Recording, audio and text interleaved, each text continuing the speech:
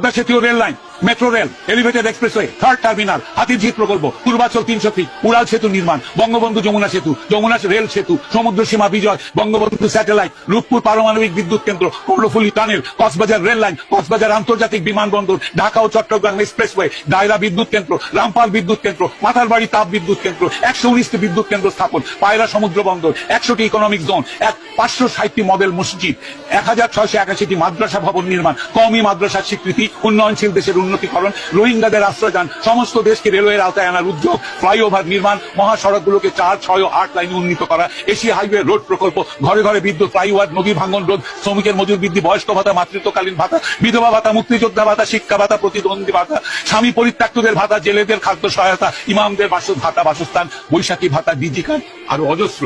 আমার দম কুলাচ্ছে না এতগুলো পড়তে। 15 বছরে যদি এতগুলো কাজ কেউ করে থাকে, তাকে কোন চক্রান্তকারী এই টাকা পাচার করার দেয়? আর সে যদি ডিক্টেটর হয়, খুব ভালো করেছে।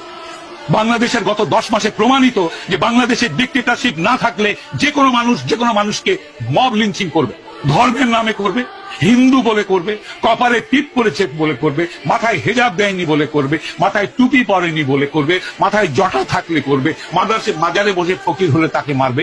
মেরেছে, হাজার হাজার মানুষ মেরেছে এরা। ডিক্টেটরশিপ ছাড়া এটা কোনোদিনও কন্ট্রোল সম্ভব নয়। খুব ভালো করেছেন আওয়ামী লীগ শেখ হাসিনা ডিক্টেটরশিপ করে।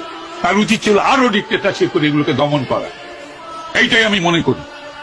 বাংলাদেশের মানুষের কপালে গণতন্ত্রের দরকার নেই। যারা জাতির পিতাকে হত্যা করে তার 54 বছর পর তার ভাস্কর্যের মাথায় পেশাব করে, সেই জাতির জন্য স্বাধীনতারও দরকার নেই। এরা পাকিস্তানের গোলাম হোক।